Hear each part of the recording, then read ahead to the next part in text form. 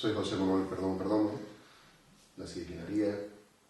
Mi nombre normal, por el que me conoce la gente y toda la vida me ha conocido todo el mundo, es por Mamelo. Yo empecé los estudios, primero yendo a la escuela allá por el año principios de los 60, nací en el 55, y mi primer maestro fue don César García. Después tuve a don Manuel Perdomo, después vino don Ginés Espino, después me tocó don Juan Valenciano, con el cual estuve ya hasta que me vine para el instituto. El instituto, pues, empezamos en Aría en el año 67, 68, fue detrás de la iglesia, en la casa del salón parroquial. El primer año donde hicimos gimnasia nosotros éramos en la plaza y en la sociedad. Después, ya 2 años de haber estado en el instituto, vinimos aquí a lo que era la casa del secretario, donde está la actual residencia escolar. De ahí ya me fui a estudiar fuera, me fui a Tafira, y después ya hice magisterio en Las Palmas y luego hice la licenciatura en Tenerife, en La Laguna. Saqué oposiciones en el año 83. Mi primera escuela fue en Castillo Romeral, en Gran Canaria. Segundo año me tocó en Gran Tarajal, en Fuerteventura. Luego estuve 2 años en La Oliva. Estuve 2 años después en Argana y vine para Lanzarote. Después de 2 años en Argana me fui a Capellanía, donde estuve también 3 años estuve ahí. Y luego me vine al Instituto de Aría, estuve unos 24 años aquí en Aría. Los estudios que hice fueron de humanística, hice geografía e historia, y hasta que en el año 2015 ya me pude jubilar. Una jubilación con 60 años. Recuerdo yo con don César, don Juan Valenciano, Espino o don Manuel Perdomo, donde estábamos cerca de 40 chicos, chicos solos porque era la escuela de los niños. La escuela de las niñas era doña Maritona, era la otra que estaba al lado. Y evidentemente no se podía juntar los niños con las niñas, sino cada uno con su correspondiente, digamos, compañero. Recuerdo la cartilla de Rubio de aquella época. Los métodos, era el método de la época, de que solía aplicar la letra con la sangre entra. No los métodos actuales de ningún tipo, no voy a nombrar ninguno, pero desde luego era una enseñanza bastante, digamos, elemental. No se olviden que estamos en época franquista de lleno todavía. Lo que sí recuerdo todavía es la leche que nos mandaba y el queso de bola, un plan, digamos, de ayuda a alimentación infantil. Yo no le encontraba sentido ninguno cuando niño, porque en todos nosotros teníamos en nuestras casas había leche, y había leche de cabra y queso también teníamos en cantidad. Pero era simpático porque en muchas ocasiones te cogían el mismo pan, porque si no llevabas el pan no te daban el queso. Y entonces, claro, como era queso de bola, era diferente el sabor, era queso de vaca, ¿no? al de leche de cabra que teníamos nosotros aquí. Pues entonces llevaba el mismo pan, en algunas ocasiones pues te servía el pan para 2 o 3 veces para que te pusiera queso. Y ya cuando estaba medio duro el pan, te lo comías. No siempre, pero sí solía pasar. Y eso no lo hacía yo solo, eso lo hacía la inmensa mayoría de los chiquillos en aquella época. Unos pupitres, unos bancos, donde tenía un sillón, eran unos bancos fijos, no eran los pupitres con las sillas movibles que tenemos hoy en día. Recuerdo los tinteros que tenía, donde se colocaban los tinteros, donde el lapicero donde se estaba para colocar los lápices, y luego cuando te levantaba, tocaba el sillón a la tabla, tocaba atrás y hacía un tremendo ruido. Cuando venía una persona mayor, entrara por el aula o entrara el profesor, siempre había que levantarse, y entonces todo el mundo, recuerdo que según se levantaba, pegaba un taponazo detrás de la silla, del tablero, te volvías a sentar y volvía otra vez otra escandalera más. Eso nos resultaba bastante divertido, ¿no? Era muy respetuoso en el sentido de que, cuidado con una queja de un profesor o del maestro en este caso a tu familia, porque entonces sí es verdad que te la ganaba, porque te daba una jalada no solo el maestro te podía pegar, sino que también en tu casa te daban otra más fuerte. Así que lo más que te advertía, dice, cuidadito que no quiero quejas ninguna, de ningún tipo. Tenías que hacerle caso a las personas mayores. Era otro concepto completamente, diametralmente opuesto al que tenemos hoy en día nosotros de la enseñanza. Yo recuerdo a mi maestro, no voy a nombrarlo, pero que abusaba de los chiquillos, le daba palos por todos lados, hasta el carnet de identidad, y ningún padre se les ocurría protestar porque el maestro, el cura y el alcalde eran las máximas autoridades que había, y por lo tanto se entendía que la educación te la iba a dar los maestros, que el que te iba a enseñar era el maestro, y por lo tanto el maestro era un referente social y cultural y también, digamos, de valores que tenía la sociedad en esos momentos. Los padres pues, se dedicaban más bien a sus labores del campo fundamentalmente, y cuando tú salías de la escuela, lo lógico que fuera era ayudarle un rato a tu padre. No ibas a jugar con la PlayStation ni nada de eso, sino lo que te dedicabas era pues, a cogerle de comer para los animales, para las cabras, para poder tener leche y queso. Es decir, había una experiencia de la vida muy completa en el sentido de lo que costaban las cosas. Regalado no venía nada. El colegio es importante, se entendía que era muy importante. Ahora, tan importante como la alimentación, digamos, intelectual, era la alimentación física. Tenías que nutrirte. Si por mucho colegio que hubiera, pero si tú ibas a la cátedra del gofio y no había gofio, la cosa te jodía. Si por mucha educación que tuvieras, pero no tenías queso, no tenías leche, o no tenías granos, no tenías papa, la cosa estaba pintada. Entonces, la alternativa que había era tratar de compaginar las dos cosas. Y se compaginaba ayudando en las tareas de casa, en el sentido más genérico de la palabra, y por otro lado, el colegio pues se iba y se estudiaba los ratos que tenías libre. Si tenías que levantarte a las 2 de la mañana para ir a cavar papas, para que luego a las 7 pudiese ir a la academia, como le pasaba a mi hermano, pues se hacía. Aquí no estaban mirando que si me exigía mucho, si me sacrificaba mucho, sino que la gente lo daba todo pues, si quería, digamos, superar el estilo de vida que se tenía en esos momentos. Era bastante durilla, por no decir bastante dura. Era bastante dura en tanto cuanto que carecía de la inmensa mayoría de los elementos que nos hace tener hoy en día una vida cómoda.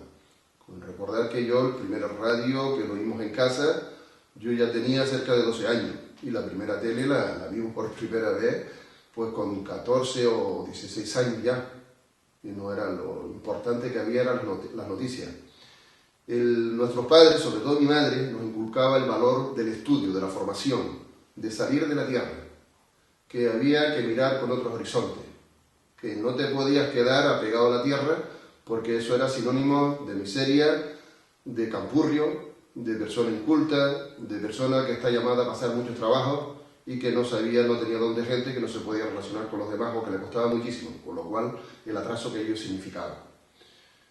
Por lo tanto, ella insistía mucho, aunque los medios que tenían no nos facilitaba demasiado, pero sí nos inculcaba que había que salir de aquí y que había que salir del medio esclavizador que teníamos a nuestro alrededor, que era la agricultura fundamentalmente, donde te matabas trabajando y te daban 4 perras, y el dinero se lo estaba llevando todos los intermediarios. Y nosotros podíamos el sudor fundamentalmente de lo que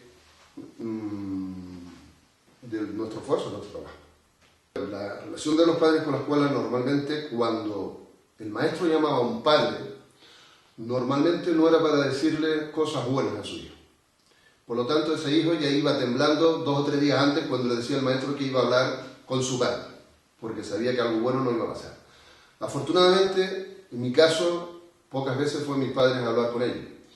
Y también hubieron excepcionalmente casos donde los maestros mandaban a llamar a los padres para indicarle que su hijo tenía bastantes capacidades y que por lo tanto sería conveniente que vaya pensando en algo más.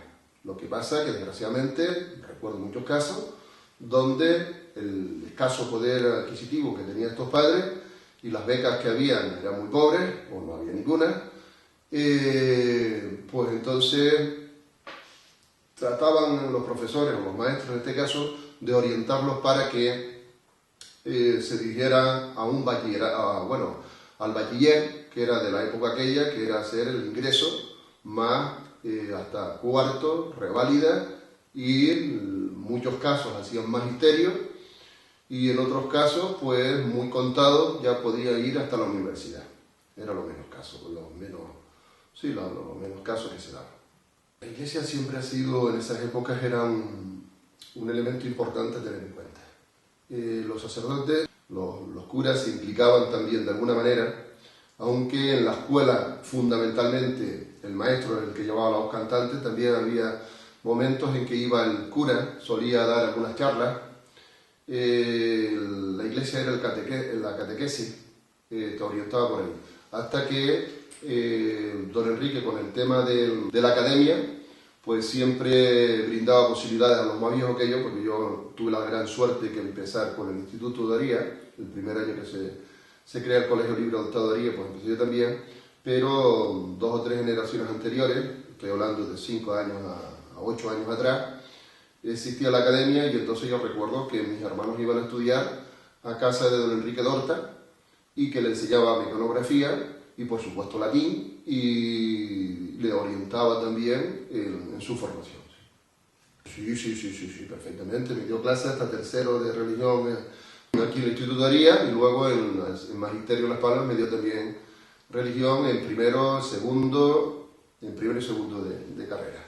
Don Enrique Dorta, en Aría, yo creo que no se le ha reconocido lo que ha hecho este hombre por este pueblo.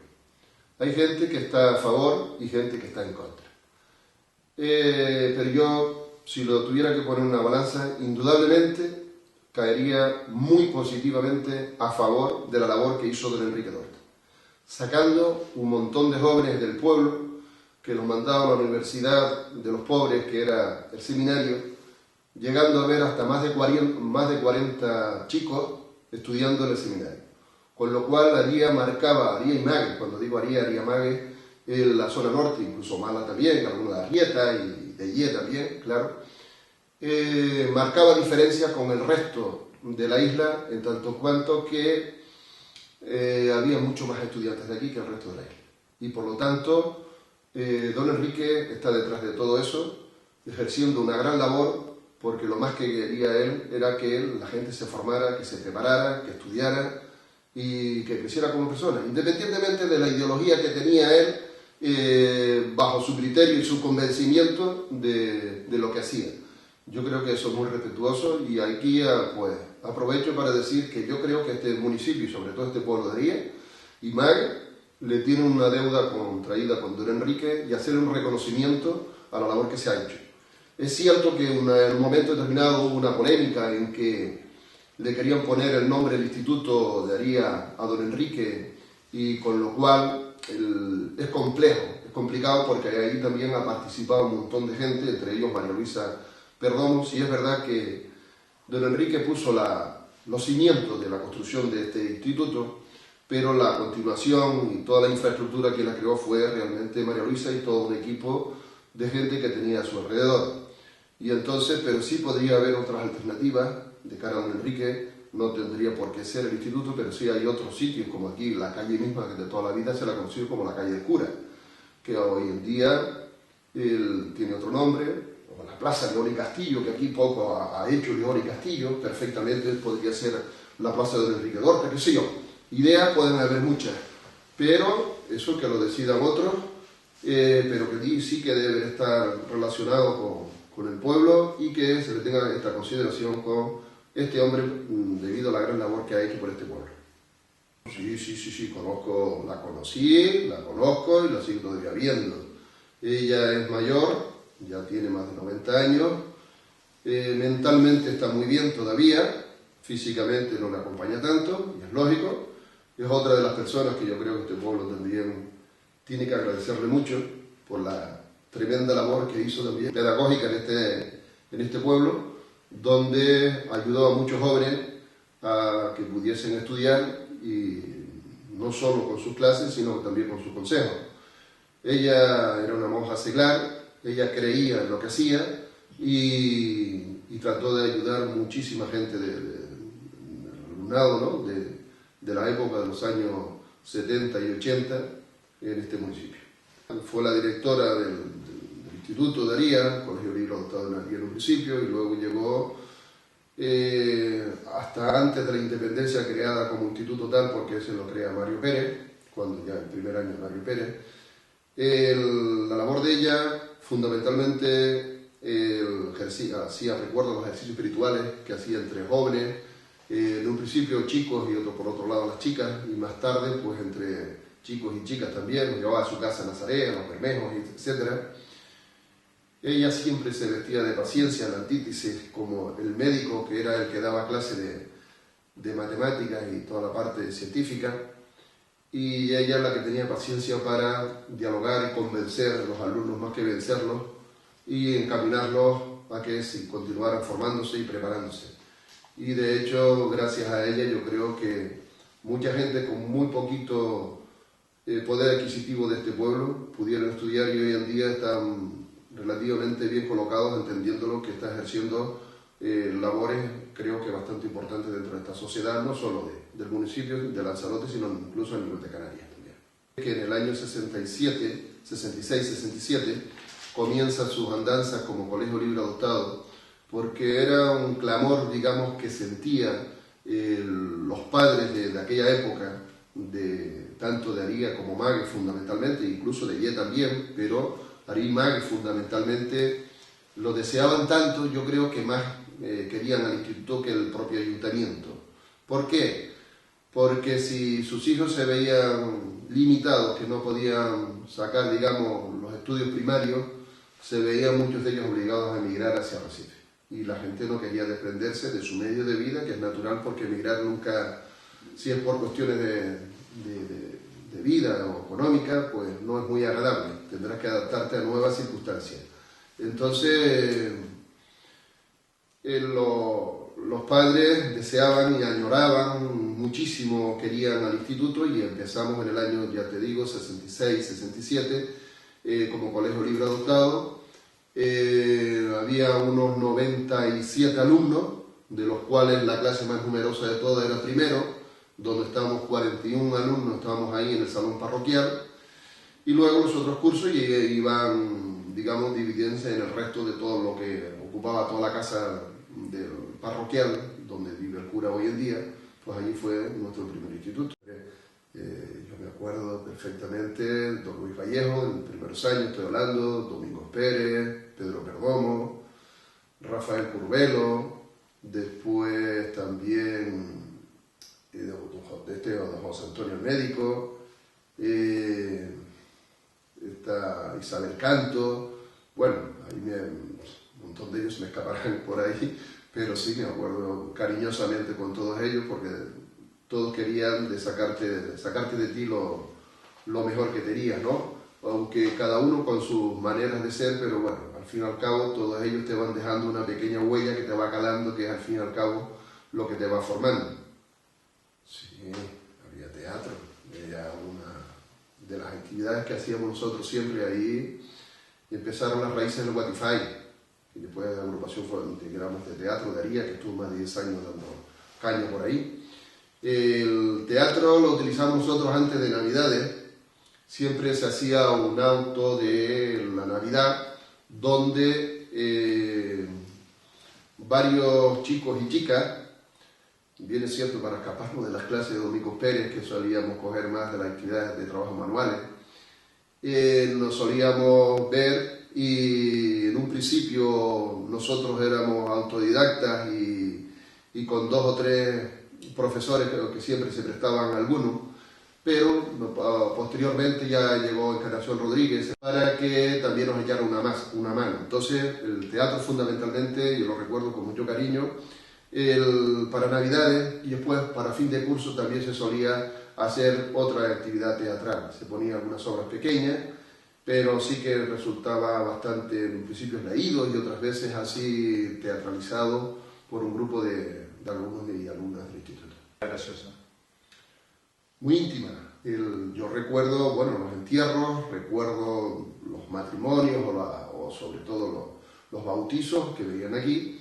Y los alumnos, recuerdo Sofía, que era la primera alumna que vino a estudiar, que fue compañera mía, que vino de La Graciosa, se quedaba en casa de Félix, no había residencia ninguna, y se quedaba ahí todo el periodo que estuvo los estudios durante los 6 años, pues se quedaba ahí, en casa de Félix, y luego iban viniendo otros a posteriores, hasta que con la residencia, pues ya fue un polo bastante atractivo para que los alumnos de La Graciosa no se quedaran ahí estancados, sino que pudieran continuar estudios y venirse para acá, y no de una manera altruista de una familia determinada, sino que ya, digamos, la consejería o el gobierno de Canarias o el gobierno de España en aquel momento tomara carta en el asunto y pudiera crear la residencia que va a dar pie a que muchos alumnos de La Graciosa después pudiesen estudiar y tener formación de carreras y otro tipo de estudios.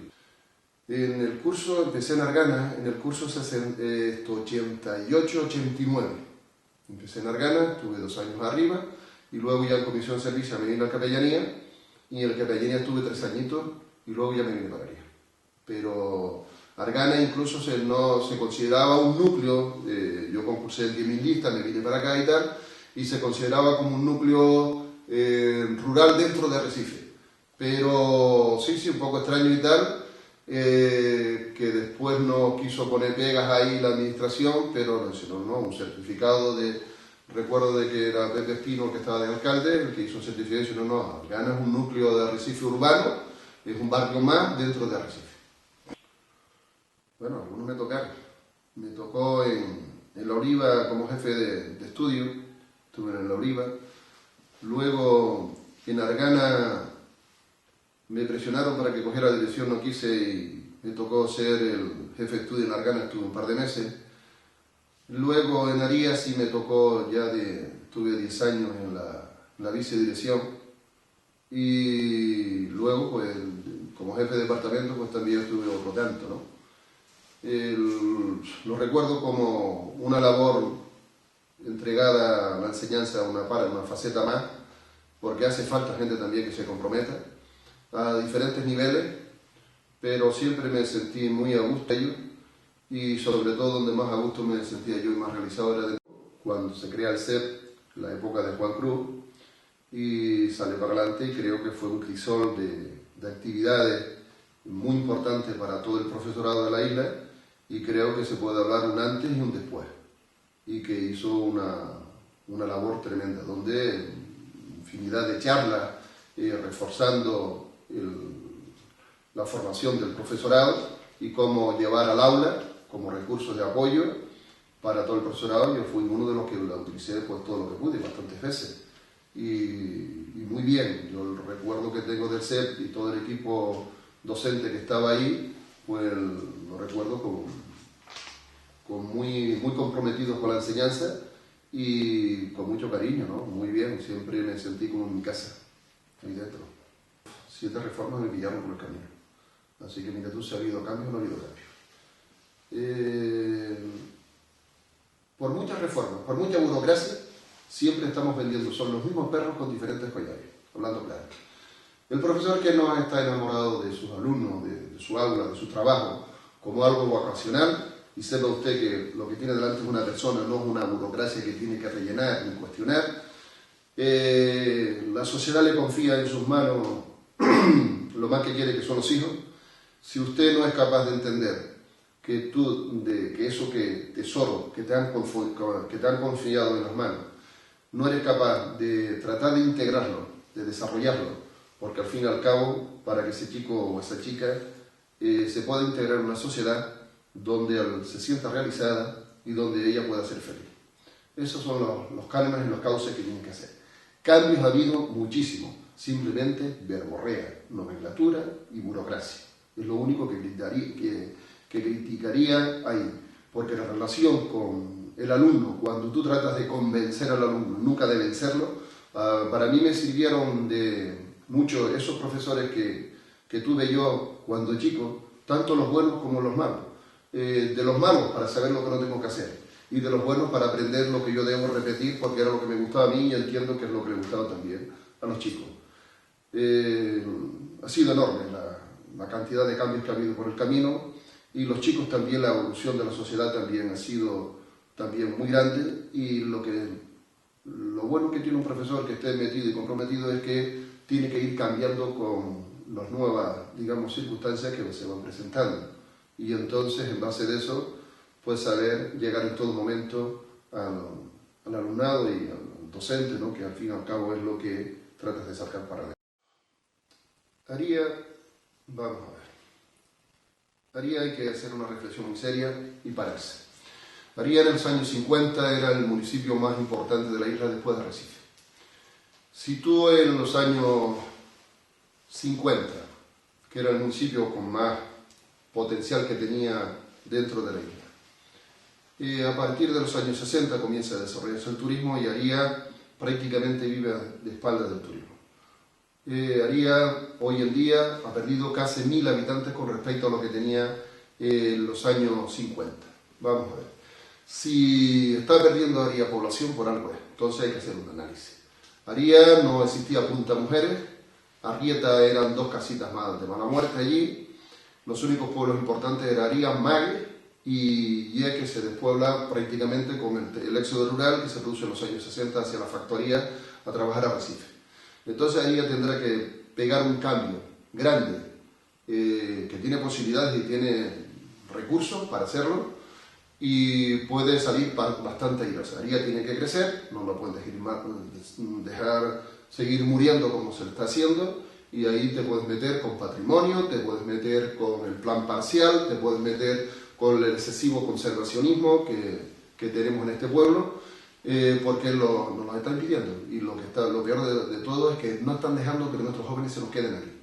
Le están poniendo una cantidad de requisitos que lo que están obligando es que se tenga que marchar fuera, a vivir a Recife, a comprar en Arrecife, a comprar en otro sitio, incluso hasta en Teguise, Costa Teguise, etc., porque aquí le ponen muchas pegas. Entonces, o despierta o Aría se nos hunde. Todavía estamos a tiempo, pero yo creo que ese tiempo se nos está, digamos, agotando y que deberíamos, en un plazo relativamente corto, de 5 a 10 años vista, haber un cambio importante. Si no hay ese cambio, Aría lo tiene negro. Empezamos por el colegio de primaria, donde se están cerrando cantidad de aulas. Si tú no me dejas crecer la población infantil aquí, porque me pones pega por los matrimonios jóvenes, quedar aquí, y esta gente que se ve obligada a marchar, lo que vas a lograr es que con nuestros alumnos de aquí se estén masificando otras aulas fuera y las nuestras se están despoblando, y con lo cual se está suprimiendo gran cantidad de aulas y perdiendo profesorado. En un principio el instituto lo mantenemos como algo artificial porque es el núcleo de Aría donde hay que construirlo y se va a construir. Pero chicos, tenemos que ver la población que viene detrás. Y la población que viene detrás, si nosotros nos facilitamos para que esto crezca y se quede, lo perdemos. Así de claro. Nunca he sido tan pesimista con esto de Aría. Estuve aquí 24 años consecutivos y quizás el día a día no me dejaba ampliar y ver horizontes como ahora puedo hacer una perspectiva mucho más globalizada de lo que nos podemos encontrar. Y entonces sí que se debe tomar otro tipo de medidas para poder sacar esto para adelante. En primer lugar, que tuviera muchos kilos de dosis de paciencia. Eso es en primer lugar. Que tuviera empatía, que fuera capaz de ponerse en lugar del otro. Lo más fácil de todo es tratar de imponer su autoridad de una manera intransigente, y que muchas veces 2 y 2 no son 4 en la enseñanza, sino que muchas veces a lo mejor son 3 y otras veces son 6. Que rompieran esas líneas que veo yo en algunos profesores nuevos, que se cree que son inflexibles y que por ser más inflexibles y más duros son más profesores. Yo creo que están logrando los efectos contrarios. A los alumnos hay que regalárselo.